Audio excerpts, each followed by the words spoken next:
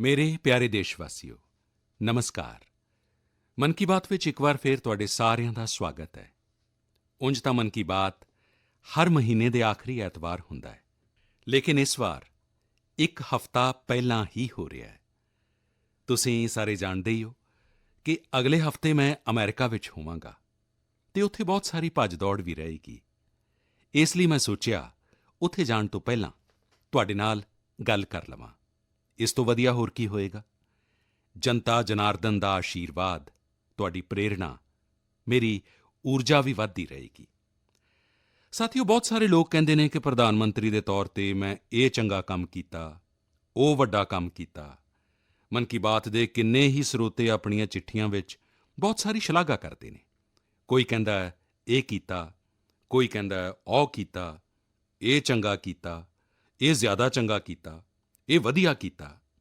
ਲੇਕਿਨ ਮੈਂ ਜਦੋਂ ਭਾਰਤ ਦੇ ਆਮ ਲੋਕਾਂ ਦੇ ਯਤਨ, ਉਨ੍ਹਾਂ ਦੀ ਮਿਹਨਤ, ਉਨ੍ਹਾਂ ਦੀ ਇੱਛਾ ਸ਼ਕਤੀ ਨੂੰ ਵੇਖਦਾ ਤਾਂ ਖੁਦ ਆਪਣੇ ਆਪ ਗਦਗਦ ਹੋ ਜਾਂਦਾ। ਵੱਡੇ ਤੋਂ ਵੱਡਾ ਟੀਚਾ ਹੋਵੇ, ਮੁਸ਼ਕਿਲ ਤੋਂ ਮੁਸ਼ਕਿਲ ਚੁਣੌਤੀ ਹੋਵੇ, ਭਾਰਤ ਦੇ ਲੋਕਾਂ ਦਾ ਸਮੂਹਿਕ ਬਲ, ਸਮੂਹਿਕ ਸ਼ਕਤੀ ਹਰ ਚੁਣੌਤੀ ਨੂੰ ਹੱਲ ਕਰ ਲੈਂਦੀ ਹੈ। ਅਜੇ ਅਸੀਂ 2-3 ਦਿਨ ਪਹਿਲਾਂ ਵੇਖਿਆ ਕਿ ਦੇਸ਼ ਦੇ ਪੱਛਮੀ ਸਿਰੇ ਤੇ ਕਿੰਨਾ ਵੱਡਾ ਸਾਈਕਲੋਨ ਆਇਆ। ਤੇਜ਼ ਚੱਲਣ ਵਾਲੀਆਂ ਹਵਾਵਾਂ, ਤੇਜ਼ ਬਾਰਿਸ਼, ਸਾਈਕਲੋਨ ਬਿਪਰਜਾਏ ਨੇ ਕੱਛ ਵਿੱਚ ਕਿੰਨਾ ਕੁਝ ਤਹਿਸ-ਨਹਿਸ ਕਰ ਦਿੱਤਾ। ਲੇਕਿਨ ਕੱਛ ਦੇ ਲੋਕਾਂ ਨੇ ਜਿਸ ਹਿੰਮਤ ਤੇ ਤਿਆਰੀ ਦੇ ਨਾਲ ਇੰਨੇ ਖਤਰਨਾਕ ਸਾਈਕਲੋਨ ਦਾ ਮੁਕਾਬਲਾ ਕੀਤਾ, ਉਹ ਵੀ ਓਨਾ ਹੀ ਅਨੋਖਾ ਹੈ। 2 ਦਿਨਾਂ ਬਾਅਦ ਹੀ ਕੱਛ ਦੇ ਲੋਕ ਆਪਣਾ ਨਵਾਂ ਸਾਲ ਯਾਨੀ ਆਸ਼ਾੜੀ ਬੀਜ ਮਨਾਉਣ ਵਾਲੇ ਨੇ। ਇਹ ਵੀ ਸੰਯੋਗ ਦੀ ਗੱਲ ਹੈ ਕਿ ਆਸ਼ਾੜੀ ਬੀਜ ਕੱਛ ਵਿੱਚ ਵਰਖਾ ਦੀ ਸ਼ੁਰੂਆਤ ਦਾ ਪ੍ਰਤੀਕ ਮੰਨਿਆ ਜਾਂਦਾ ਹੈ। ਮੈਂ ਇੰਨੇ ਸਾਲ ਕੱਛ ਆਉਂਦਾ ਜਾਂਦਾ ਰਿਹਾ। ਉੱਥੋਂ ਦੇ ਲੋਕਾਂ ਦੀ ਸੇਵਾ ਕਰਨ ਦਾ ਮੈਨੂੰ ਸੁਭਾਗ ਵੀ ਮਿਲਿਆ ਹੈ। ਇਸ ਲਈ ਕੱਛ ਦੇ ਲੋਕਾਂ ਦਾ ਹੌਸਲਾ ਅਤੇ ਉਨ੍ਹਾਂ ਦੇ ਪੱਕੇ ਨਿਸ਼ਚੇ ਬਾਰੇ ਮੈਂ ਚੰਗੀ ਤਰ੍ਹਾਂ ਜਾਣਦਾ। 2 ਦਹਾਕੇ ਪਹਿਲਾਂ ਦੇ ਵਿਨਾਸ਼ਕਾਰੀ ਭੁਚਾਲ ਤੋਂ ਬਾਅਦ ਇਸ ਕੱਛ ਦੇ ਬਾਰੇ ਕਿਹਾ ਜਾਂਦਾ ਸੀ, ਉਹ ਹੁਣ ਕਦੇ ਉੱਠ ਨਹੀਂ ਪਾਏਗਾ। ਅੱਜ ਉਹੀ ਜ਼ਿਲ੍ਹਾ ਦੇਸ਼ ਦੇ ਤੇਜ਼ੀ ਨਾਲ ਵਿਕਾਸ ਕਰਨ ਵਾਲੇ ਜ਼ਿਲ੍ਹਿਆਂ 'ਚੋਂ ਇੱਕ ਹੈ।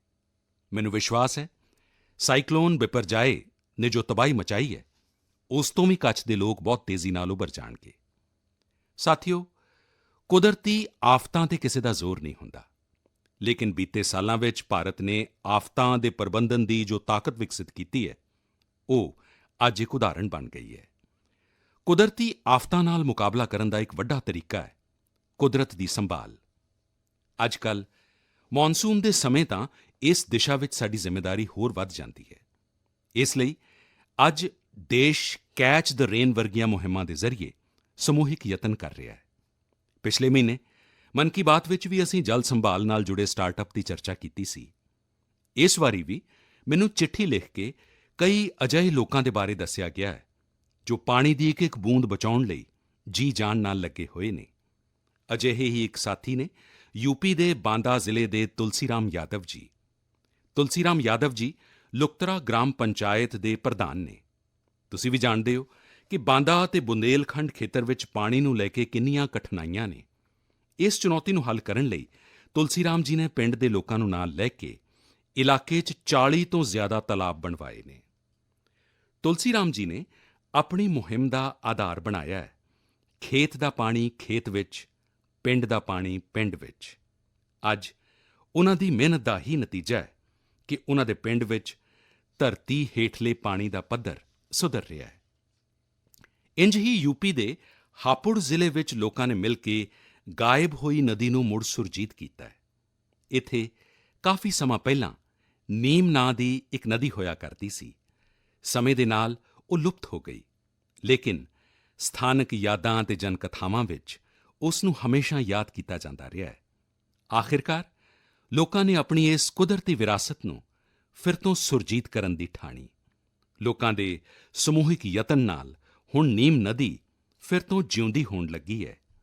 ਨਦੀ ਦੇ ਸ਼ੁਰੂ ਹੋਣ ਵਾਲੇ ਸਥਾਨ ਨੂੰ ਅੰਮ੍ਰਿਤ ਸਰੋਵਰ ਦੇ ਤੌਰ 'ਤੇ ਵੀ ਵਿਕਸਿਤ ਕੀਤਾ ਜਾ ਰਿਹਾ ਹੈ। ਸਾਥੀਓ, ਇਹ ਨਦੀ, ਨਹਿਰ, ਸਰੋਵਰ ਇਹ ਸਿਰਫ ਜਲ ਸਰੋਤ ਹੀ ਨਹੀਂ ਹੁੰਦੇ, ਬਲਕਿ ਇਨ੍ਹਾਂ ਨਾਲ ਜੀਵਨ ਦੇ ਰੰਗ ਤੇ ਭਾਵਨਾਵਾਂ ਵੀ ਜੁੜੀਆਂ ਹੁੰਦੀਆਂ ਨੇ। ਅਜਿਹਾ ਹੀ ਇੱਕ ਦ੍ਰਿਸ਼ ਅਜੇ ਕੁਝ ਹੀ ਦਿਨ ਪਹਿਲਾਂ ਮਹਾਰਾਸ਼ਟਰ 'ਚ ਵੇਖਣ ਨੂੰ ਮਿਲਿਆ। ਇਹ ਇਲਾਕਾ ਜ਼ਿਆਦਾਤਰ ਸੋਕੇ ਦੀ ਲਪੇਟ ਵਿੱਚ ਰਹਿੰਦਾ ਹੈ। 5 ਦਹਾਕਿਆਂ ਦੇ ਇੰਤਜ਼ਾਰ ਤੋਂ ਬਾਅਦ ਇੱਥੇ ਨਿਲਵੰਡੇ ਡੈਮ ਦੀ ਨਹਿਰ ਦਾ ਕੰਮ ਪੂਰਾ ਹੋ ਰਿਹਾ ਹੈ। ਕੁਝ ਦਿਨ ਪਹਿਲਾਂ ਟੈਸਟਿੰਗ ਦੇ ਦੌਰਾਨ ਨਹਿਰ ਵਿੱਚ ਪਾਣੀ ਛੱਡਿਆ ਗਿਆ ਸੀ। ਇਸ ਦੌਰਾਨ ਜੋ ਤਸਵੀਰਾਂ ਆਈਆਂ ਉਹ ਵਾਕਿਆ ਹੀ ਭਾਵੁਕ ਕਰਨ ਵਾਲੀਆਂ ਸਨ। ਪਿੰਡ ਦੇ ਲੋਕ ਇੰਝ ਝੂਮ ਰਹੇ ਸਨ ਜਿਵੇਂ ਹੋਲੀ ਦੀਵਾਲੀ ਦਾ ਤਿਉਹਾਰ ਹੋਵੇ। ਸਾਥੀਓ, ਜਦੋਂ ਪ੍ਰਬੰਧਨ ਦੀ ਗੱਲ ਹੋ ਰਹੀ ਹੈ ਤਾਂ ਮੈਂ ਅੱਜ ਛਤਰਪਤੀ ਸ਼ਿਵਾਜੀ ਮਹਾਰਾਜ ਨੂੰ ਵੀ ਯਾਦ ਕਰਾਂਗਾ। ਛਤਰਪਤੀ ਸ਼ਿਵਾਜੀ ਮਹਾਰਾਜ ਦੀ ਵੀਰਤਾ ਦੇ ਨਾਲ ਹੀ ਉਨ੍ਹਾਂ ਦੇ ਸ਼ਾਸਨ ਤੇ ਉਨ੍ਹਾਂ ਦੇ ਪ੍ਰਬੰਧ ਕੌਸ਼ਲ ਨਾਲ ਵੀ ਬਹੁਤ ਕੁਝ ਸਿੱਖਣ ਨੂੰ ਮਿਲਦਾ ਹੈ। ਖਾਸ ਕਰਕੇ ਜਲ ਪ੍ਰਬੰਧਨ ਤੇ ਨੇਵੀ ਨੂੰ ਲੈ ਕੇ ਛਤਰਪਤੀ ਸ਼ਿਵਾਜੀ ਮਹਾਰਾਜ ਨੇ ਜੋ ਕੰਮ ਕੀਤੇ ਉਹ ਅੱਜ ਵੀ ਭਾਰਤੀ ਇਤਿਹਾਸ ਦਾ ਗੌਰਵ ਵਧਾਉਂਦੇ ਨੇ। ਉਨ੍ਹਾਂ ਦੇ ਬਣਾਏ ਜਲ ਦੁਰਗ ਇੰਨੀਆਂ ਸਦੀਆਂ ਬਾਅਦ ਵੀ ਸਮੁੰਦਰ ਦੇ ਵਿਚਕਾਰ ਅੱਜ ਵੀ ਸ਼ਾਨ ਨਾਲ ਖੜ੍ਹੇ ਨੇ। ਇਸ ਮਹੀਨੇ ਦੀ ਸ਼ੁਰੂਆਤ ਵਿੱਚ ਹੀ ਛਤਰਪਤੀ ਸ਼ਿਵਾਜੀ ਮਹਾਰਾਜ ਦੇ ਰਾਜ ਤਿਲਕ ਦੇ 350 ਸਾਲ ਪੂਰੇ ਹੋਏ ਨੇ। ਇਸ ਮੌਕੇ ਨੂੰ ਇੱਕ ਵੱਡੇ ਪਰਵ ਦੇ ਰੂਪ ਵਿੱਚ ਮਨਾਇਆ ਜਾ ਰਿਹਾ ਹੈ। ਇਸ ਦੌਰਾਨ ਮਹਾਰਾਸ਼ਟਰ ਦੇ ਰਾਏਗੜ੍ਹ ਕਿਲ੍ਹੇ ਵਿੱਚ ਇਸ ਨਾਲ ਜੁੜੇ ਆਲੀਸ਼ਾਨ ਪ੍ਰੋਗਰਾਮਾਂ ਦਾ ਆਯੋਜਨ ਕੀਤਾ ਗਿਆ ਹੈ। ਮੈਨੂੰ ਯਾਦ ਹੈ ਕਈ ਸਾਲ ਪਹਿਲਾਂ 2014 ਵਿੱਚ ਮੈਨੂੰ ਰਾਏਗੜ੍ਹ ਜਾਣ, ਉਸ ਪਵਿੱਤਰ ਧਰਤੀ ਨੂੰ ਨਮਨ ਕਰਨ ਦਾ ਸੁਭਾਗ ਮਿਲਿਆ ਸੀ। ਇਹ ਸਾਡੇ ਸਾਰਿਆਂ ਦਾ ਫਰਜ਼ ਹੈ ਕਿ ਇਸ ਮੌਕੇ ਤੇ ਅਸੀਂ ਛਤਰਪਤੀ ਸ਼ਿਵਾਜੀ ਮਹਾਰਾਜ ਦੇ ਪ੍ਰਬੰਧ ਕੌਸ਼ਲ ਨੂੰ ਜਾਣੀਏ, ਉਨ੍ਹਾਂ ਤੋਂ ਸਿੱਖੀਏ। ਇਸ ਨਾਲ ਸਾਡੇ ਅੰਦਰ ਸਾਡੀ ਵਿਰਾਸਤ ਦੇ ਮਾਣ ਦਾ ਬੋਧ ਵੀ ਜਾਗੇਗਾ ਤੇ ਭਵਿੱਖ ਦੇ ਲਈ ਫਰਜ਼ਾਂ ਦੀ ਪ੍ਰੇਰਣਾ ਵੀ ਮਿਲੇਗੀ। ਮੇਰੇ ਪਿਆਰੇ ਦੇਸ਼ਵਾਸੀਓ, ਤੁਸੀਂ ਰਾਮਾਇਣ ਦੀ ਉਸ ਛੋਟੀ ਜਿਹੀ ਗਲਹਿਰੀ ਦੇ ਬਾਰੇ ਜ਼ਰੂਰ ਸੁਣਿਆ ਹੋਵੇਗਾ ਜੋ ਰਾਮ ਸੇਤੂ ਬਣਾਉਣ ਵਿੱਚ ਮਦਦ ਕਰਨ ਲਈ ਅੱਗੇ ਆਈ ਸੀ। ਕਹਿਣ ਦਾ ਮਤਲਬ ਇਹ ਕਿ ਜਦੋਂ ਨੀਅਤ ਸਾਫ਼ ਹੋਵੇ, ਯਤਨਾਂ ਵਿੱਚ ਇਮਾਨਦਾਰੀ ਹੋਵੇ ਤਾਂ ਫਿਰ ਕੋਈ ਵੀ ਟੀਚਾ ਔਖਾ ਨਹੀਂ ਰਹਿੰਦਾ। ਭਾਰਤ ਵੀ ਅੱਜ ਇਸੇ ਨੇਕ ਨੀਅਤ ਨਾਲ ਇੱਕ ਬਹੁਤ ਵੱਡੀ ਚੁਣੌਤੀ ਦਾ ਮੁਕਾਬਲਾ ਕਰ ਰਿਹਾ ਹੈ। ਇਹ ਚੁਣੌਤੀ ਹੈ ਟੀਬੀ ਦੀ, ਜਿਸ ਨੂੰ ਤਪਦਿਕ ਵੀ ਕਿਹਾ ਜਾਂਦਾ ਹੈ। ਭਾਰਤ ਨੇ ਸੰਕਲਪ ਕੀਤਾ ਹੈ 2025 ਤੱਕ ਟੀਬੀ ਮੁਕਤ ਭਾਰਤ ਬਣਾਉਣ ਦਾ। ਟੀਚਾ ਬਹੁਤ ਵੱਡਾ ਜ਼ਰੂਰ ਹੈ। ਇੱਕ ਸਮਾਂ ਸੀ ਜਦੋਂ ਟੀਬੀ ਦਾ ਪਤਾ ਲੱਗਣ ਤੋਂ ਬਾਅਦ ਪਰਿਵਾਰ ਦੇ ਲੋਕ ਹੀ ਦੂਰ ਹੋ ਜਾਂਦੇ ਸਨ, ਲੇਕਿਨ ਇਹ ਅੱਜ ਦਾ ਸਮਾਂ ਹੈ ਜਦੋਂ ਟੀਬੀ ਦੇ ਮਰੀਜ਼ ਨੂੰ ਪਰਿਵਾਰ ਦਾ ਮੈਂਬਰ ਬਣਾ ਕੇ ਉਸ ਦੀ ਮਦਦ ਕੀਤੀ ਜਾ ਰਹੀ ਹੈ। ਇਸ ਤਪਦਿਕ ਰੋਗ ਨੂੰ ਜੜ੍ਹ ਤੋਂ ਖਤਮ ਕਰਨ ਲਈ ਨਿਕਸ਼ੈ ਮਿੱਤਰਾਂ ਨੇ ਮੋਰਚਾ ਸੰਭਾਲ ਲਿਆ ਹੈ। ਦੇਸ਼ ਵਿੱਚ ਬਹੁਤ ਵੱਡੀ ਗਿਣਤੀ 'ਚ ਵਿਭਿੰਨ ਸਮਾਜਿਕ ਸੰਸਥਾਵਾਂ ਨਿਕਸ਼ੈ ਮਿੱਤਰ ਬਣੀਆਂ ਨੇ। ਪਿੰਡ ਦਿਹਾਤ ਵਿੱਚ, ਪੰਚਾਇਤਾਂ ਵਿੱਚ ਹਜ਼ਾਰਾਂ ਲੋਕਾਂ ਨੇ ਖੁਦ ਅੱਗੇ ਆ ਕੇ ਟੀਬੀ ਮਰੀਜ਼ਾਂ ਨੂੰ ਗੋਦ ਲਿਆ ਹੈ। ਕਿੰਨੇ ਹੀ ਬੱਚੇ ਨੇ ਜੋ ਟੀਬੀ ਮਰੀਜ਼ਾਂ ਦੀ ਮਦਦ ਲਈ ਅੱਗੇ ਆਏ ਨੇ। ਇਹ ਜਨ ਭਾਗੀਦਾਰੀ ਹੀ ਇਸ ਮੁਹਿੰਮ ਦੀ ਸਭ ਤੋਂ ਵੱਡੀ ਤਾਕਤ ਹੈ। ਇਸੇ ਭਾਗੀਦਾਰੀ ਦੀ ਵਜ੍ਹਾ ਨਾਲ ਅੱਜ ਦੇਸ਼ ਵਿੱਚ 10 ਲੱਖ ਤੋਂ ਜ਼ਿਆਦਾ ਟੀਬੀ ਮਰੀਜ਼ਾਂ ਨੂੰ ਗੋਦ ਲਿਆ ਜਾ ਚੁੱਕਾ ਹੈ ਤੇ ਇਹ ਪੁੰਨ ਦਾ ਕੰਮ ਕੀਤਾ ਹੈ ਲਗਭਗ 85,000 ਨਿਕਸ਼ੈ ਮਿੱਤਰਾਂ ਨੇ। ਮੈਨੂੰ ਖੁਸ਼ੀ ਹੈ ਕਿ ਦੇਸ਼ ਦੇ ਕਈ ਸਰਪੰਚਾਂ ਨੇ, ਗ੍ਰਾਮ ਪ੍ਰਧਾਨਾਂ ਨੇ ਵੀ ਇਹ ਜ਼ਿੰਮੇਵਾਰੀ ਚੁੱਕੀ ਹੈ ਕਿ ਉਹ ਆਪਣੇ ਪਿੰਡ ਵਿੱਚ ਟੀਬੀ ਖਤਮ ਕਰਕੇ ਹੀ ਰਹਿਣਗੇ। ਨੈਨੀਤਾਲ ਦੇ ਇੱਕ ਪਿੰਡ ਵਿੱਚ ਨਿਕਸ਼ੈ ਮਿੱਤਰ ਸ਼੍ਰੀਮਾਨ ਦੀਕਰ ਸਿੰਘ ਮੇਵਾੜੀ ਜੀ ਨੇ ਟੀਬੀ ਦੇ 6 ਮਰੀਜ਼ਾਂ ਨੂੰ ਗੋਦ ਲਿਆ ਹੈ। ਇੰਝ ਹੀ ਕਿਨੌਰ ਦੀ ਇੱਕ ਗ੍ਰਾਮ ਪੰਚਾਇਤ ਦੇ ਪ੍ਰਧਾਨ ਨਿਕਸ਼ੈ ਮਿੱਤਰ ਸ਼੍ਰੀਮਾਨ ਗਿਆਨ ਸਿੰਘ ਜੀ ਵੀ ਆਪਣੇ ਬਲਾਕ ਵਿੱਚ ਟੀਬੀ ਮਰੀਜ਼ਾਂ ਨੂੰ ਹਰ ਜ਼ਰੂਰੀ ਸਹਾਇਤਾ ਉਪਲਬਧ ਕਰਾਉਣ ਵਿੱਚ ਜੁਟੇ ਨੇ। ਭਾਰਤ ਨੂੰ ਟੀਬੀ ਮੁਕਤ ਬਣਾਉਣ ਦੀ ਮੁਹਿੰਮ ਵਿੱਚ ਸਾਡੇ ਬੱਚੇ ਤੇ ਨੌਜਵਾਨ ਸਾਥੀ ਵੀ ਪਿੱਛੇ ਨਹੀਂ। ਹਿਮਾਚਲ ਪ੍ਰਦੇਸ਼ ਦੇ ਊਨਾ ਦੀ 7 ਸਾਲ ਦੀ ਬੇਟੀ ਨਲਿਨੀ ਸਿੰਘ ਦਾ ਕਮਾਲ ਵੇਖੋ। ਬਿਟੀਆ ਨਲਿਨੀ ਆਪਣੀ ਪਾਕਟ ਮਨੀ ਨਾਲ ਟੀਬੀ ਮਰੀਜ਼ਾਂ ਦੀ ਮਦਦ ਕਰ ਰਹੀ ਹੈ। ਤੁਸੀਂ ਜਾਣਦੇ ਹੋ ਕਿ ਬੱਚਿਆਂ ਨੂੰ ਗੋਲਕ ਨਾਲ ਕਿੰਨਾ ਪਿਆਰ ਹੁੰਦਾ ਹੈ, ਲੇਕਿਨ ਐਮਪੀ ਦੇ ਕਟਨੀ ਜ਼ਿਲ੍ਹੇ ਦੀ 13 ਸਾਲ ਦੀ ਮੀਨਾਕਸ਼ੀ ਤੇ ਪੱਛਮੀ ਬੰਗਾਲ ਦੇ ਡਾਇਮੰਡ ਹਾਰਬਰ ਦੇ 11 ਸਾਲ ਦੇ ਬਸ਼ਵਰ ਮੁਖਰਜੀ ਦੋਵੇਂ ਹੀ ਕੁਝ ਵੱਖ ਹੀ ਬੱਚੇ ਨੇ। ਇਨ੍ਹਾਂ ਦੋਵਾਂ ਬੱਚਿਆਂ ਨੇ ਆਪਣੀ ਗੋਲਕ ਦੇ ਪੈਸੇ ਵੀ ਟੀਬੀ ਮੁਕਤ ਭਾਰਤ ਦੀ ਮੁਹਿੰਮ ਵਿੱਚ ਲਗਾ ਦਿੱਤੇ। ਇਹ ਸਾਰੇ ਉਦਾਹਰਣ ਭਾਵੁਕਤਾ ਨਾਲ ਭਰੇ ਹੋਣ ਦੇ ਨਾਲ ਹੀ ਬਹੁਤ ਪ੍ਰੇਰਕ ਵੀ ਨੇ। ਘੱਟ ਉਮਰ ਵਿੱਚ ਵੱਡੀ ਸੋਚ ਰੱਖਣ ਵਾਲੇ ਇਨ੍ਹਾਂ ਸਾਰੇ ਬੱਚਿਆਂ ਦੀ ਮੈਂ ਦਿਲੋਂ ਸ਼ਲਾਘਾ ਕਰਦਾ। ਮੇਰੇ ਪਿਆਰੇ ਦੇਸ਼ਵਾਸੀਓ, ਸਾਡਾ ਭਾਰਤ ਵਾਸੀਆਂ ਦਾ ਸੁਭਾਅ ਹੁੰਦਾ ਹੈ ਕਿ ਅਸੀਂ ਹਮੇਸ਼ਾ ਨਵੇਂ ਵਿਚਾਰਾਂ ਦੇ ਸਵਾਗਤ ਲਈ ਤਿਆਰ ਰਹਿੰਦੇ ਹਾਂ। ਅਸੀਂ ਨਵੀਆਂ ਚੀਜ਼ਾਂ ਨਾਲ ਪਿਆਰ ਕਰਦੇ ਹਾਂ ਤੇ ਨਵੀਆਂ ਚੀਜ਼ਾਂ ਨੂੰ ਅਪਣਾਉਂਦੇ ਵੀ ਹਾਂ। ਇਸੇ ਦੀ ਇੱਕ ਉਦਾਹਰਣ ਹੈ ਜਾਪਾਨ ਦੀ ਤਕਨੀਕ ਮਿਆਵਾਕੀ। ਜੇਕਰ ਕਿਸੇ ਜਗ੍ਹਾ ਦੀ ਮਿੱਟੀ ਉਪਜਾਊ ਨਾ ਰਹੀ ਹੋਵੇ ਤਾਂ ਮਿਆਵਾਕੀ ਤਕਨੀਕ ਉਸ ਖੇਤਰ ਨੂੰ ਫਿਰ ਤੋਂ ਹਰਿਆ-ਭਰਿਆ ਕਰਨ ਦਾ ਬਹੁਤ ਚੰਗਾ ਤਰੀਕਾ ਹੁੰਦੀ ਹੈ। ਮਿਆਵਾਕੀ ਜੰਗਲ ਤੇਜ਼ੀ ਨਾਲ ਫੈਲ ਰਹੇ ਨੇ ਅਤੇ 2-3 ਦਹਾਕਿਆਂ ਵਿੱਚ ਜੀਵ ਵਿਭਿੰਨਤਾ ਦਾ ਕੇਂਦਰ ਬਣ ਜਾਂਦੇ ਨੇ। ਹੁਣ ਇਸ ਦਾ ਪ੍ਰਸਾਰ ਬਹੁਤ ਤੇਜ਼ੀ ਨਾਲ ਭਾਰਤ ਦੇ ਵੱਖ-ਵੱਖ ਹਿੱਸਿਆਂ 'ਚ ਹੋ ਰਿਹਾ ਹੈ। ਸਾਡੇ ਇੱਥੇ ਕੇਰਲਾ ਦੇ ਇੱਕ ਅਧਿਆਪਕ ਸ਼੍ਰੀਮਾਨ ਰਾਫੀ ਰਾਮਨਾਥ ਜੀ ਨੇ ਇਸ ਤਕਨੀਕ ਨਾਲ ਇਸ ਇਲਾਕੇ ਦੀ ਤਸਵੀਰ ਹੀ ਬਦਲ ਦਿੱਤੀ। ਦਰਅਸਲ ਰਾਮਨਾਥ ਜੀ ਆਪਣੇ ਵਿਦਿਆਰਥੀਆਂ ਨੂੰ ਕੁਦਰਤ ਤੇ ਵਾਤਾਵਰਣ ਬਾਰੇ ਗਹਿਰਾਈ ਨਾਲ ਸਮਝਾਉਣਾ ਚਾਹੁੰਦੇ ਸਨ। ਇਸ ਲਈ ਉਨ੍ਹਾਂ ਨੇ ਇੱਕ ਹਰਬਲ ਗਾਰਡਨ ਹੀ ਬਣਾ ਦਿੱਤਾ।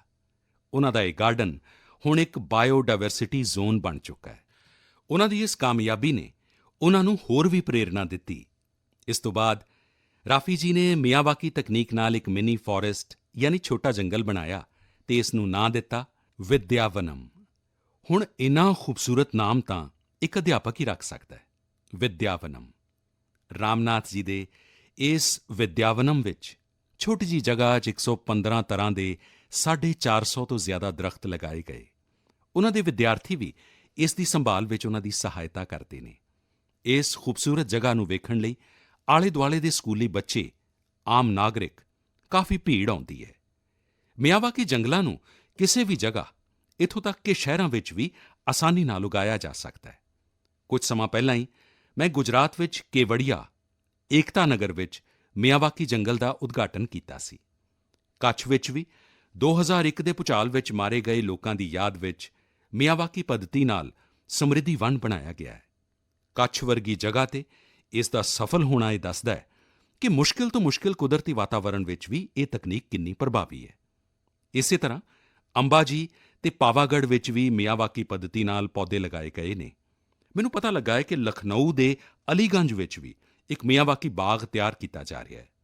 ਪਿਛਲੇ 4 ਸਾਲਾਂ ਵਿੱਚ ਮੁੰਬਈ ਅਤੇ ਉਸ ਦੇ ਆਲੇ-ਦੁਆਲੇ ਦੇ ਇਲਾਕਿਆਂ ਵਿੱਚ ਅਜਿਹੇ 60 ਤੋਂ ਜ਼ਿਆਦਾ ਜੰਗਲਾਂ 'ਤੇ ਕੰਮ ਕੀਤਾ ਗਿਆ ਹੈ।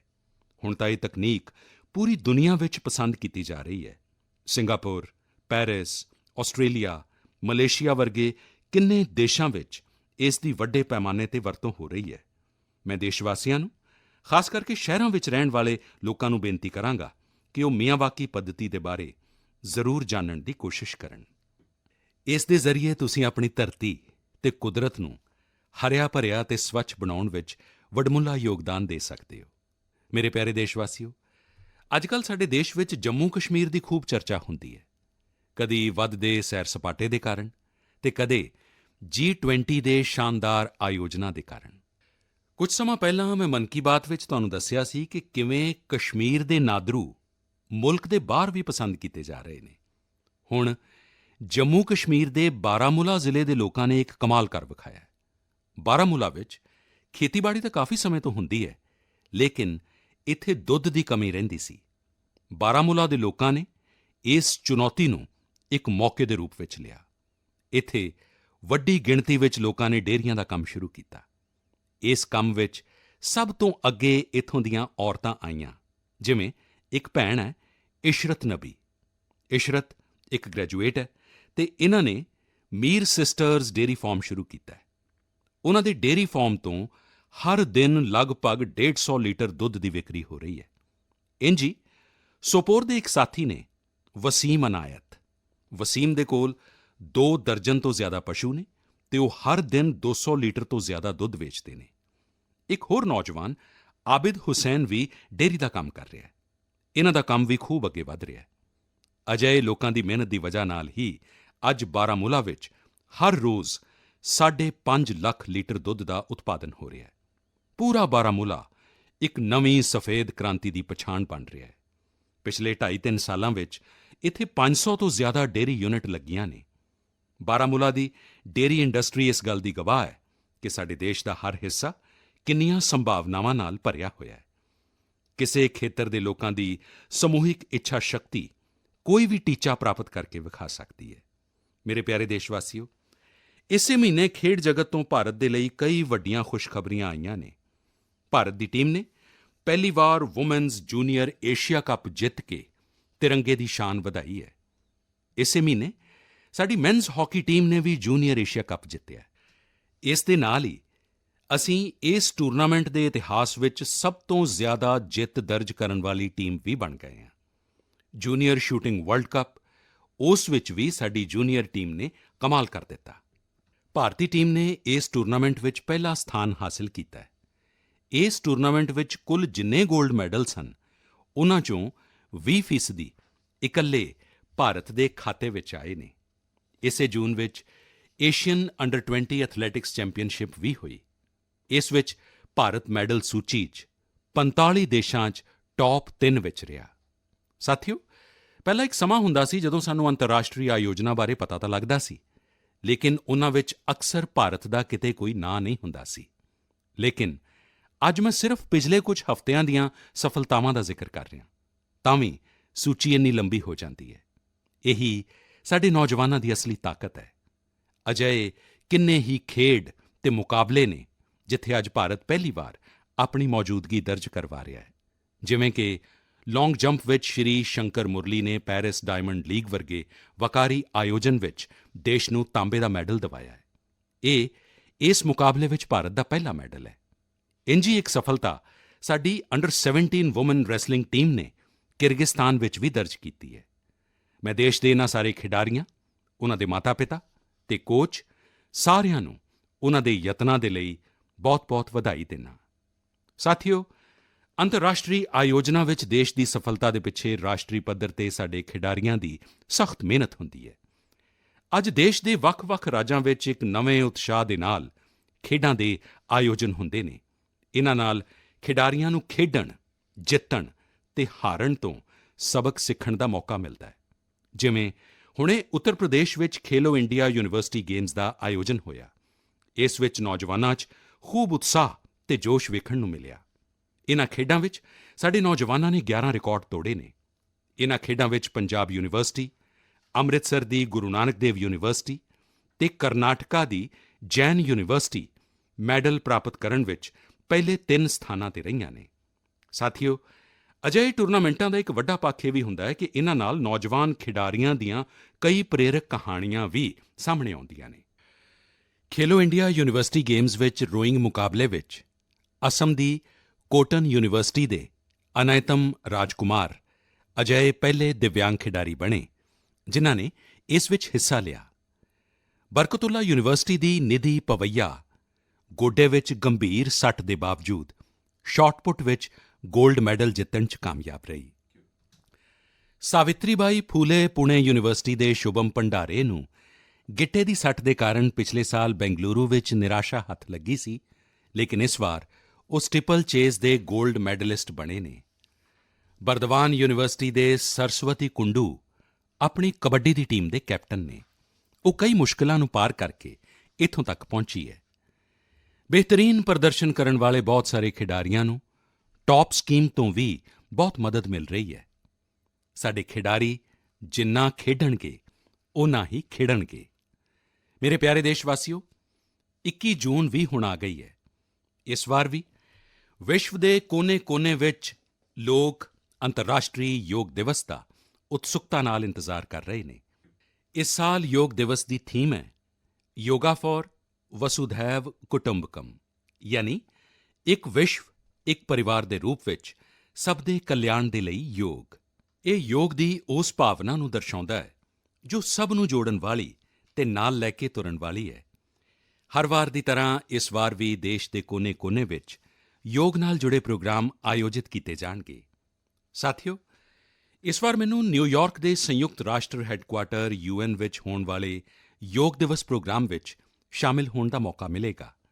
ਮੈਂ ਦੇਖ ਰਿਹਾ ਕਿ ਸੋਸ਼ਲ ਮੀਡੀਆ ਤੇ ਵੀ ਯੋਗ ਦਿਵਸ ਨੂੰ ਲੈ ਕੇ ਗਜ਼ਬ ਦਾ ਉਤਸ਼ਾਹ ਵਿਖਾਈ ਦੇ ਰਿਹਾ ਹੈ। ਸਾਥੀਓ, ਮੇਰੀ ਤੁਹਾਨੂੰ ਸਾਰਿਆਂ ਨੂੰ ਬੇਨਤੀ ਹੈ ਕਿ ਤੁਸੀਂ ਯੋਗ ਨੂੰ ਆਪਣੇ ਜੀਵਨ ਵਿੱਚ ਜ਼ਰੂਰ ਅਪਣਾਓ, ਇਸ ਨੂੰ ਆਪਣੀ ਰੁਟੀਨ ਦਾ ਹਿੱਸਾ ਬਣਾਓ। ਜੇਕਰ ਤੁਸੀਂ ਹੁਣ ਵੀ ਯੋਗ ਨਾਲ ਨਹੀਂ ਜੁੜੇ ਹੋ, ਤੇ ਆਉਣ ਵਾਲੀ 21 ਜੂਨ ਨੂੰ ਇਸ ਸੰਕਲਪ ਲਈ ਬਹੁਤ ਬਿਹਤਰੀਨ ਮੌਕਾ ਹੈ। ਯੋਗ ਵਿੱਚ ਤਾਂ ਵੈਸੇ ਵੀ ਬਹੁਤ ਜ਼ਿਆਦਾ ਤਾਮ-ਝਾਮ ਦੀ ਜ਼ਰੂਰਤ ਨਹੀਂ ਹੁੰਦੀ। ਵੇਖੋ, ਜਦੋਂ ਤੁਸੀਂ ਯੋਗ ਨਾਲ ਜੁੜੋਗੇ ਤਾਂ ਤੁਹਾਡੇ ਜੀਵਨ ਵਿੱਚ ਕਿੰਨਾ ਵੱਡਾ ਪਰਿਵਰਤਨ ਆਏਗਾ। ਮੇਰੇ ਪਿਆਰੇ ਦੇਸ਼ਵਾਸੀਓ, ਪਰਸੋਂ ਯਾਨੀ 20 ਜੂਨ ਨੂੰ ਇਤਿਹਾਸਿਕ ਰੱਥ ਯਾਤਰਾ ਦਾ ਦਿਨ ਹੈ। ਰੱਥ ਯਾਤਰਾ ਦੀ ਪੂਰੀ ਦੁਨੀਆ ਵਿੱਚ ਇੱਕ ਖਾਸ ਪਛਾਣ ਹੈ। ਦੇਸ਼ ਦੇ ਵੱਖ-ਵੱਖ ਰਾਜਾਂ ਵਿੱਚ ਬਹੁਤ ਧੂਮ-ਧਾਮ ਨਾਲ ਭਗਵਾਨ ਜਗਨਨਾਥ ਦੀ ਰੱਥ ਯਾਤਰਾ ਕੱਢੀ ਜਾਂਦੀ ਹੈ। ਓਡੀਸ਼ਾ ਦੇ ਪੁਰੀ ਵਿੱਚ ਹੋਣ ਵਾਲੀ ਰੱਥ ਯਾਤਰਾ ਤਾਂ ਆਪਣੇ ਆਪ ਵਿੱਚ ਅਨੋਖੀ ਹੁੰਦੀ ਹੈ। ਜਦੋਂ ਮੈਂ ਗੁਜਰਾਤ ਵਿੱਚ ਸੀ ਤਾਂ ਮੈਨੂੰ ਅਹਿਮਦਾਬਾਦ ਵਿੱਚ ਹੋਣ ਵਾਲੀ ਵਿਸ਼ਾਲ ਰੱਥ ਯਾਤਰਾ ਵਿੱਚ ਸ਼ਾਮਿਲ ਹੋਣ ਦਾ ਮੌਕਾ ਮਿਲਦਾ ਸੀ। ਇਨ੍ਹਾਂ ਰੱਥ ਯਾਤਰਾਵਾਂ ਵਿੱਚ ਜਿਸ ਤਰ੍ਹਾਂ ਦੇਸ਼ ਭਰ ਦੇ ਹਰ ਸਮਾਜ, ਹਰ ਵਰਗ ਦੇ ਲੋਕ ਉਮੜਦੇ ਨੇ, ਉਹ ਆਪਣੇ ਆਪ ਵਿੱਚ ਬਹੁਤ ਮਿਸਾਲ ਹੈ। ਇਹ ਆਸਥਾ ਦੇ ਨਾਲ ਹੀ ਇੱਕ ਭਾਰਤ ਸ਼੍ਰੇਸ਼ਠ ਭਾਰਤ ਦਾ ਵੀ ਪ੍ਰਤੀਬਿੰਬ ਹੁੰਦੀ ਹੈ। ਇਸ ਪਾਵਨ ਪੁਨੀਤ ਮੌਕੇ ਤੇ ਤੁਹਾਨੂੰ ਸਾਰਿਆਂ ਨੂੰ ਮੇਰੇ ਵੱਲੋਂ ਬਹੁਤ-ਬਹੁਤ ਸ਼ੁਭਕਾਮਨਾਵਾਂ। ਮੇਰੀ ਕਾਮਨਾ ਹੈ ਕਿ ਭਗਵਾਨ ਜਗਨਨਾਥ ਸਾਰੇ ਦੇਸ਼ ਵਾਸੀਆਂ ਨੂੰ ਚੰਗੀ ਸਿਹਤ ਤੇ ਸੁੱਖ ਸਮਰਿੱਧੀ ਦਾ ਆਸ਼ੀਰਵਾਦ ਪ੍ਰਦਾਨ ਕਰਨ। ਸਾਥੀਓ, ਭਾਰਤੀ ਰਵਾਇਤ ਤੇ ਸੰਸਕ੍ਰਿਤੀ ਨਾਲ ਜੁੜੇ ਤਿਉਹਾਰ ਦੀ ਚਰਚਾ ਕਰਦੇ ਹੋਏ ਮੈਂ ਦੇਸ਼ ਦੇ ਰਾਜ ਭਵਨਾਂ ਵਿੱਚ ਹੋਏ ਦਿਲਚਸਪ ਆਯੋਜਨਾਂ ਦਾ ਵੀ ਜ਼ਰੂਰ ਜ਼ਿਕਰ ਕਰਾਂਗਾ। ਹੁਣ ਦੇਸ਼ ਵਿੱਚ ਰਾਜ ਭਵਨਾਂ ਦੀ ਪਛਾਣ ਸਮਾਜਿਕ ਤੇ ਵਿਕਾਸ ਕਾਰਜਾਂ ਨਾਲ ਹੋਣ ਲੱਗੀ ਹੈ। ਅੱਜ ਸਾਡੇ ਰਾਜ ਭਵਨ ਟੀਬੀ ਮੁਕਤ ਭਾਰਤ ਮੁਹਿੰਮ ਦੇ, ਕੁਦਰਤੀ ਖੇਤੀ ਨਾਲ ਜੁੜੀ ਮੁਹਿੰਮ ਦੇ ਝੰਡਾ ਬਰਦਾਰ ਬਣ ਰਹੇ ਨੇ। ਬੀਤੇ ਸਮੇਂ ਵਿੱਚ ਗੁਜਰਾਤ ਹੋਵੇ, ਗੋਆ ਹੋਵੇ, ਤੇਲੰਗਾਨਾ ਹੋਵੇ, ਮਹਾਰਾਸ਼ਟਰ ਹੋਵੇ, ਸਿੱਕਮ ਹੋਵੇ, ਇਨ੍ਹਾਂ ਦੇ ਸਥਾਪਨਾ ਦਿਵਸ ਨੂੰ ਵੱਖ-ਵੱਖ ਰਾਜ ਭਵਨਾਂ ਨੇ ਜਿਸ ਉਤਸ਼ਾਹ ਦੇ ਨਾਲ ਸੈਲੀਬ੍ਰੇਟ ਕੀਤਾ, ਉਹ ਆਪਣੇ ਆਪ ਵਿੱਚ ਇੱਕ ਮਿਸਾਲ ਹੈ। ਇਹ ਇੱਕ ਬਿਹਤਰੀਨ ਪਹਿਲ ਹੈ ਜੋ ਇੱਕ ਭਾਰਤ ਸ਼੍ਰੇਸ਼ਠ ਭਾਰਤ ਦੀ ਭਾਵਨਾ ਨੂੰ ਤਾਕਤਵਰ ਬਣਾਉਂਦੀ ਹੈ। ਸਾਥੀਓ, ਭਾਰਤ ਲੋਕਤੰਤਰ ਦੀ ਜਨਨੀ ਹੈ, ਮਦਰ ਆਫ ਡੈਮੋਕ੍ਰੇਸੀ ਹੈ। ਅਸੀਂ ਆਪਣੇ ਲੋਕਤੰਤਰੀ ਆਦਰਸ਼ਾਂ ਨੂੰ ਸਭ ਤੋਂ ਉੱਪਰ ਮੰਨਦੇ ਹਾਂ, ਆਪਣੇ ਸੰਵਿਧਾਨ ਨੂੰ ਸਭ ਤੋਂ ਉੱਪਰ ਮੰਨਦੇ ਹਾਂ। ਇਸ ਲਈ ਅਸੀਂ 25 ਜੂਨ ਨੂੰ ਵੀ ਕਦੇ ਭੁਲਾ ਨਹੀਂ ਸਕਦੇ। ਇਹ ਉਹੀ ਦਿਨ ਹੈ ਜਦੋਂ ਸਾਡੇ ਦੇਸ਼ ਤੇ ਐਮਰਜੈਂਸੀ ਥੋਪੀ ਗਈ ਸੀ। ਇਹ ਭਾਰਤ ਦੇ ਇਤਿਹਾਸ ਦਾ ਕਾਲਾ ਦੌਰ ਸੀ। ਲੱਖਾਂ ਲੋਕਾਂ ਨੇ ਐਮਰਜੈਂਸੀ ਦਾ ਪੂਰੀ ਤਾਕਤ ਨਾਲ ਵਿਰੋਧ ਕੀਤਾ ਸੀ। ਲੋਕਤੰਤਰ ਦੇ ਸਮਰਥਕਾਂ ਤੇ ਉਸ ਦੌਰਾਨ ਇੰਨਾ ਜ਼ੁਲਮ ਕੀਤਾ ਗਿਆ, ਇੰਨੇ ਤਸੀਹੇ ਦਿੱਤੇ ਗਏ ਕਿ ਅੱਜ ਵੀ ਮਨ ਕੰਬ ਉੱਠਦਾ ਹੈ। ਇਨ੍ਹਾਂ ਜ਼ੁਲਮਾਂ ਤੇ ਪੁਲਿਸ ਤੇ ਪ੍ਰਸ਼ਾਸਨ ਵੱਲੋਂ ਦਿੱਤੀਆਂ ਗਈਆਂ ਸਜ਼ਾਵਾਂ ਤੇ ਬਹੁਤ ਸਾਰੀਆਂ ਪੁਸਤਕਾਂ ਲਿਖੀਆਂ ਗਈਆਂ। ਮੈਨੂੰ ਵੀ ਸੰਘਰਸ਼ ਵਿੱਚ ਗੁਜਰਾਤ ਨਾਂ ਦੀ ਕਿਤਾਬ ਲਿਖਣ ਦਾ ਉਸ ਸਮੇਂ ਮੌਕਾ ਮਿਲਿਆ ਸੀ। ਕੁਝ ਦਿਨ ਪਹਿਲਾਂ ਹੀ ਐਮਰਜੈਂਸੀ ਤੇ ਲਿਖੀ ਗਈ ਇੱਕ ਹੋਰ ਕਿਤਾਬ ਮੇਰੇ ਸਾਹਮਣੇ ਆਈ, ਜਿਸ ਦਾ ਸਿਰਲੇਖ ਹੈ torture of political prisoners in India. Emergency ਦੇ ਦੌਰਾਨ ਛਪੀ ਇਸ ਪੁਸਤਕ ਵਿੱਚ ਵਰਣਨ ਕੀਤਾ ਗਿਆ ਹੈ ਕਿ ਕਿਵੇਂ ਉਸ ਸਮੇਂ ਦੀ ਸਰਕਾਰ ਲੋਕਤੰਤਰ ਦੇ ਰਖਵਾਲਿਆਂ ਨਾਲ ਜ਼ੁਲਮ ਦੀ ਇੰਤਹਾ ਕਰ ਰਹੀ ਸੀ। ਇਸ ਕਿਤਾਬ ਵਿੱਚ ਢੇਰ ਸਾਰੀਆਂ ਕੇਸ ਸਟੱਡੀਜ਼ ਨੇ, ਬਹੁਤ ਸਾਰੇ ਚਿੱਤਰ ਨੇ। ਮੈਂ ਚਾਹਾਂਗਾ ਕਿ ਅੱਜ ਜਦੋਂ ਅਸੀਂ ਆਜ਼ਾਦੀ ਦਾ ਅੰਮ੍ਰਿਤ ਮਹਾਉਤਸਵ ਮਨਾ ਰਹੇ ਹਾਂ ਤਾਂ ਦੇਸ਼ ਦੀ ਆਜ਼ਾਦੀ ਨੂੰ ਖਤਰੇ ਵਿੱਚ ਪਾਉਣ ਵਾਲੇ ਅਜਿਹੇ ਅਪਰਾਧਾਂ ਵੱਲ ਵੀ ਜ਼ਰੂਰ ਗੌਰ ਕਰੀਏ। ਇਸ ਨਾਲ ਅੱਜ ਦੀ ਨੌਜਵਾਨ ਪੀੜ੍ਹੀ ਨੂੰ ਲੋਕਤੰਤਰ ਦੇ ਮਾਇਨੇ ਤੇ ਉਸ ਦੀ ਅਹਿਮੀਅਤ ਸਮਝਣ ਵਿੱਚ ਵੀ ਜ਼ਿਆਦਾ ਆਸਾਨੀ ਹੋਏਗੀ। ਮੇਰੇ ਪਿਆਰੇ ਦੇਸ਼ਵਾਸੀਓ, ਮਨ ਕੀ ਬਾਤ ਰੰਗ-ਬਿਰੰਗੇ ਮੋਤੀਆਂ ਨਾਲ ਸਜੀ ਇੱਕ ਸੁੰਦਰ ਮਾਲਾ ਹੈ, ਜਿਸ ਦਾ ਹਰ ਮੋਤੀ ਆਪਣੇ ਆਪ ਵਿੱਚ ਅਨੋਖਾ ਤੇ ਅਨਮੋਲ ਹੈ। ਇਸ ਪ੍ਰੋਗਰਾਮ ਦਾ ਹਰ ਐਪੀਸੋਡ ਬਹੁਤ ਹੀ ਜਿਉਂਦਾ ਜਾਗਦਾ ਹੈ, ਸਾਨੂੰ ਸਮੂਹਿਕਤਾ ਦੀ ਭਾਵਨਾ ਦੇ ਨਾਲ-ਨਾਲ ਸਮਾਜ ਦੇ ਪ੍ਰਤੀ ਫਰਜ਼ ਦੀ ਭਾਵਨਾ ਤੇ ਸੇਵਾ ਭਾਵ ਨਾਲ ਭਰਦਾ ਹੈ। ਇੱਥੇ ਉਨ੍ਹਾਂ ਵਿਸ਼ਿਆਂ ਤੇ ਖੁੱਲ੍ਹ ਕੇ ਚਰਚਾ ਹੁੰਦੀ ਹੈ ਜਿਨ੍ਹਾਂ ਬਾਰੇ ਸਾਨੂੰ ਆਮ ਤੌਰ ਤੇ ਘੱਟ ਹੀ ਪੜ੍ਹਨ ਸੁਣਨ ਨੂੰ ਮਿਲਦਾ ਹੈ। ਅਸੀਂ ਅਕਸਰ ਵੇਖਦੇ ਹਾਂ ਕਿ ਮਨ ਕੀ ਬਾਤ ਵਿੱਚ ਕਿਸੇ ਵਿਸ਼ੇ ਦਾ ਜ਼ਿਕਰ ਹੋਣ ਤੋਂ ਬਾਅਦ ਕਿਵੇਂ ਅਨੇਕਾਂ ਦੇਸ਼ਵਾਸੀਆਂ ਨੂੰ ਨਵੀਂ ਪ੍ਰੇਰਣਾ ਮਿਲੀ। ਹੁਣੇ ਜਿਹੇ ਹੀ ਮੈਨੂੰ ਦੇਸ਼ ਦੀ ਪ੍ਰਸਿੱਧ ਭਾਰਤੀ ਸ਼ਾਸਤਰੀ ਨਰਤਕੀ ਆਨੰਦਾ ਸ਼ੰਕਰ ਜਯੰਤ ਦਾ ਇੱਕ ਪੱਤਰ ਮਿਲਿਆ। ਆਪਣੇ ਪੱਤਰ ਵਿੱਚ ਉਨ੍ਹਾਂ ਨੇ ਮਨ ਕੀ ਬਾਤ ਦੇ ਉਸ ਐਪੀਸੋਡ ਦੇ ਬਾਰੇ ਲਿਖਿਆ ਹੈ ਜਿਸ ਵਿੱਚ ਅਸੀਂ ਸਟੋਰੀ ਟੈਲਿੰਗ ਦੇ ਬਾਰੇ ਚਰਚਾ ਕੀਤੀ ਸੀ। ਉਸ ਪ੍ਰੋਗਰਾਮ ਵਿੱਚ ਅਸੀਂ ਇਸ ਖੇਤਰ ਨਾਲ ਜੁੜੇ ਲੋਕਾਂ ਦੀ ਪ੍ਰਤਿਭਾ ਨੂੰ ਸਵੀਕਾਰ ਕੀਤਾ ਸੀ। ਮਨ ਕੀ ਬਾਤ ਦੇ ਉਸ ਪ੍ਰੋਗਰਾਮ ਤੋਂ ਪ੍ਰੇਰਿਤ ਹੋ ਕੇ ਆਨੰਦਾ ਸ਼ੰਕਰ ਜਯੰਤ ਨੇ ਕੁੱਟੀ ਕਹਾਣੀ ਤਿਆਰ ਕੀਤੀ ਹੈ। ਇਹ ਬੱਚਿਆਂ ਦੇ ਲਈ ਵੱਖ-ਵੱਖ ਭਾਸ਼ਾਵਾਂ ਦੀਆਂ ਕਹਾਣੀਆਂ ਦਾ ਇੱਕ ਬਿਹਤਰੀਨ ਸੰਗ੍ਰਹਿ ਹੈ। ਇਹ ਯਤਨ ਇਸ ਲਈ ਵੀ ਬਹੁਤ ਚੰਗਾ ਹੈ ਕਿਉਂਕਿ ਇਸ ਨਾਲ ਸਾਡੇ ਬੱਚਿਆਂ ਦਾ ਆਪਣੀ ਸੰਸਕ੍ਰਿਤੀ ਨਾਲ ਲਗਾਅ ਹੋਰ ਡੂੰਘਾ ਹੁੰਦਾ ਹੈ। ਉਨ੍ਹਾਂ ਨੇ ਇਨ੍ਹਾਂ ਕਹਾਣੀਆਂ ਦੇ ਕੁਝ ਦਿਲਚਸਪ ਵੀਡੀਓ ਆਪਣੇ YouTube ਚੈਨਲ ਤੇ ਵੀ ਅਪਲੋਡ ਕੀਤੇ ਨੇ। ਮੈਂ ਆਨੰਦਾ ਸ਼ੰਕਰ ਜਯੰਤ ਦੇ ਇਸ ਯਤਨ ਦੀ ਖਾਸ ਤੌਰ ਤੇ ਇਸ ਲਈ ਚਰਚਾ ਕੀਤੀ ਕਿਉਂਕਿ ਇਹ ਵੇਖ ਕੇ ਮੈਨੂੰ ਬਹੁਤ ਚੰਗਾ ਲੱਗਾ ਕਿ ਕਿਵੇਂ ਦੇਸ਼ ਵਾਸੀਆਂ ਦੇ ਚੰਗੇ ਕੰਮ ਦੂਸਰਿਆਂ ਨੂੰ ਵੀ ਪ੍ਰੇਰਿਤ ਕਰਦੇ ਨੇ। ਇਸ ਤੋਂ ਸਿੱਖ ਕੇ ਵੀ ਉਹ ਆਪਣੇ ਹੁਨਰ ਨਾਲ ਦੇਸ਼ ਤੇ ਸਮਾਜ ਦੇ ਲਈ ਕੁਝ ਬਿਹਤਰ ਕਰਨ ਦੀ ਕੋਸ਼ਿਸ਼ ਕਰਦੇ ਨੇ। ਇਹੀ ਤਾਂ ਸਾਡੇ ਭਾਰਤ ਵਾਸੀਆਂ ਦੀ ਉਹ ਸਮੂਹਿਕ ਸ਼ਕਤੀ ਹੈ ਜੋ ਦੇਸ਼ ਦੀ ਤਰੱਕੀ ਵਿੱਚ ਨਵੀਂ ਸ਼ਕਤੀ ਭਰ ਰਹੀ ਹੈ। ਮੇਰੇ ਪਿਆਰੇ ਦੇਸ਼ਵਾਸੀਓ, ਇਸ ਵਾਰ ਮਨ ਕੀ ਬਾਤ ਵਿੱਚ ਮੇਰੇ ਨਾਲ ਇੰਨਾ ਹੀ। ਅਗਲੀ ਵਾਰ ਨਵੇਂ ਵਿਸ਼ਿਆਂ ਦੇ ਨਾਲ ਤੁਹਾਡੇ ਨਾਲ ਫਿਰ ਮੁਲਾਕਾਤ ਹੋਏਗੀ। ਬਾਰਿਸ਼ ਦਾ ਸਮਾਂ ਹੈ, ਇਸ ਲਈ ਆਪਣੀ ਸਿਹਤ ਦਾ ਖੂਬ ਧਿਆਨ ਰੱਖੋ, ਸੰਤੁਲਿਤ ਖਾਓ ਤੇ ਸਿਹਤਮੰਦ ਰਹੋ। ਹਾਂ, ਯੋਗਾ ਜ਼ਰੂਰ ਕਰੋ। ਹੁਣ ਕਈ ਸਕੂਲਾਂ 'ਚ ਗਰਮੀ ਦੀਆਂ ਛੁੱਟੀਆਂ ਵੀ ਖਤਮ ਹੋਣ ਵਾਲੀਆਂ ਨੇ। ਮੈਂ ਬੱਚਿਆਂ ਨੂੰ ਵੀ ਕਹਾਂਗਾ ਕਿ ਆਪਣਾ ਹੋਮਵਰਕ ਅਖੀਰਲੇ ਦਿਨ ਦੇ ਲਈ ਬਾਕੀ ਨਾ ਰੱਖਣ। ਕੰਮ ਖਤਮ ਕਰੋ ਤੇ ਨਿਸ਼ਚਿੰਤ ਰਹੋ। ਬਹੁਤ-ਬਹੁਤ ਧੰਨਵਾਦ।